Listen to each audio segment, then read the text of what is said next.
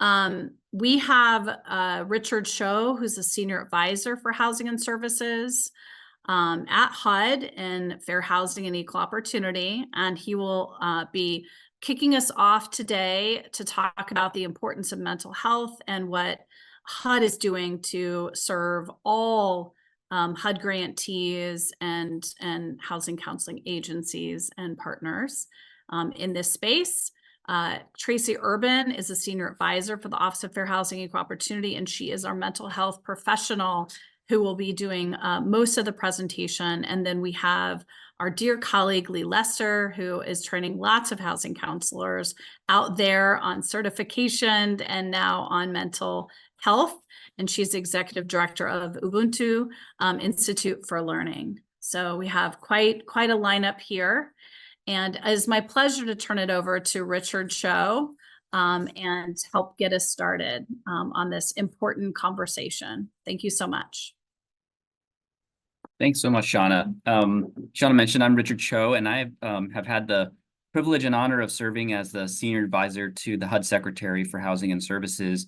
And I was brought on with one specific charge, which was to help make sure that housing is recognized as a healthcare solution and as a healthcare intervention.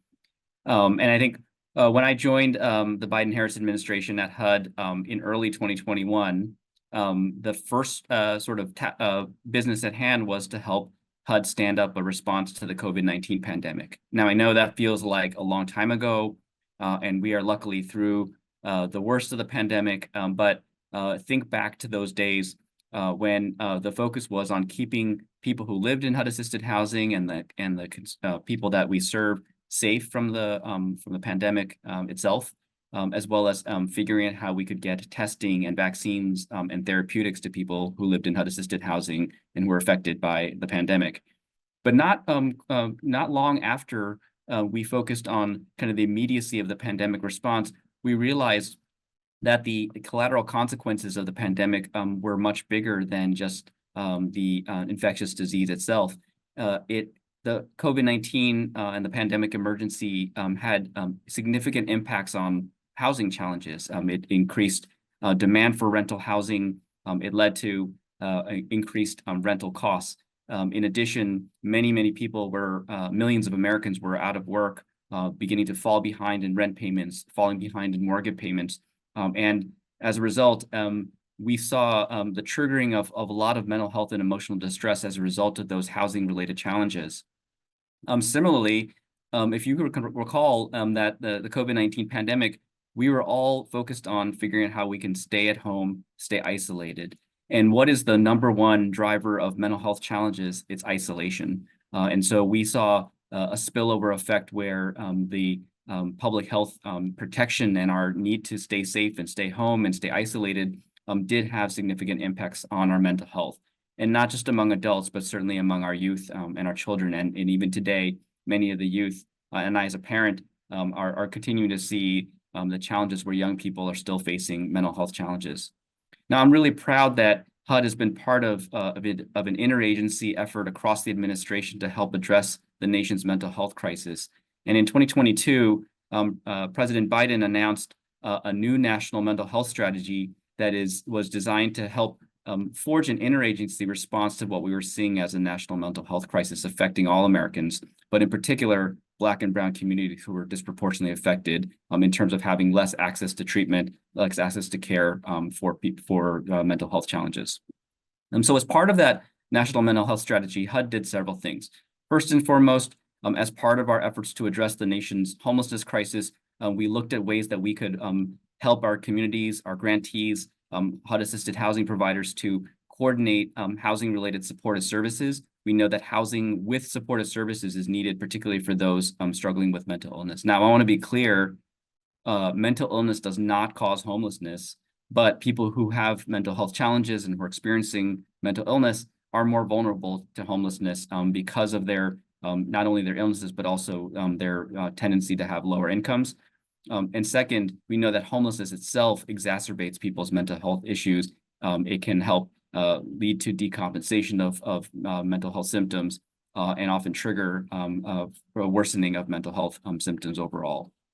Now, second, what we also did was to ensure that we were working to provide broader education so that housing could actually be a platform for people to seek and obtain mental health care. We launched a webinar series through our Office of Public and Indian Housing and Community Support Services Division to make mental health normalized and aware. We wanted to destigmatize mental health within public housing settings so that public housing residents would be able to speak about mental health and the challenges that they were facing. Now, I actually had the chance to travel all across the country and visit with HUD's stakeholders and partners in the community. And at a roundtable of public housing agencies in one state, I was surprised that the number one issue that they raised was not about funding, and it was not about property management challenges. It was not about HUD's regulations. It was really about how do they help get the tools to better address the mental health needs of the residents that they were seeing in public housing. Older adults, people with disabilities, people who had been affected by greater isolation.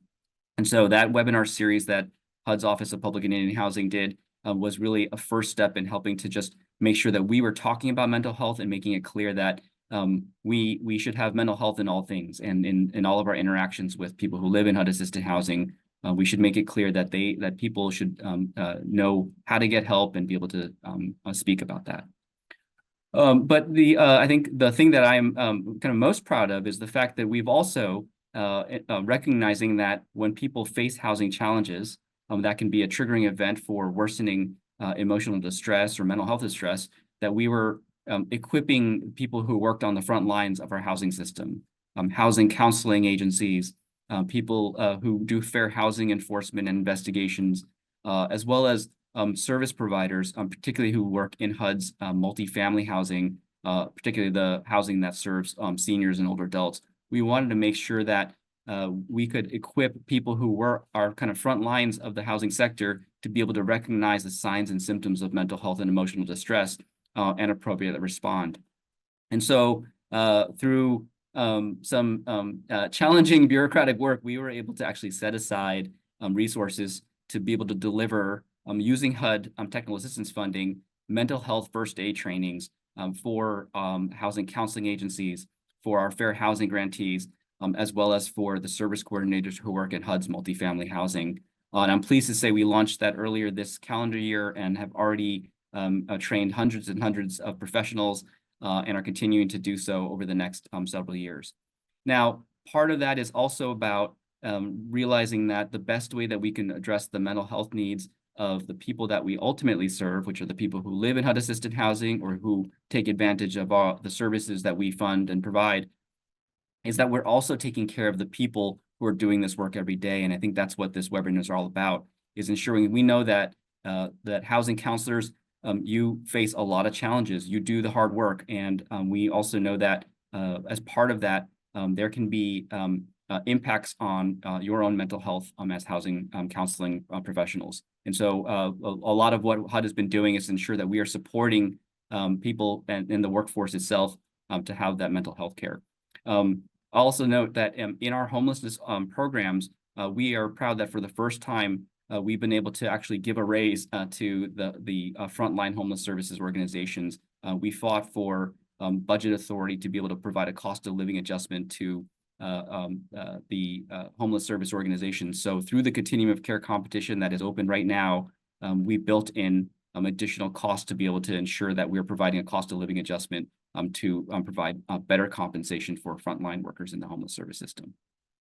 So again, I'm really proud of the work that we have done as part of the National Mental Health Strategy. I can't remember a time when we're hearing the federal government and HUD and the president and the vice president talk as much about mental health as is happening now, probably dates back to decades.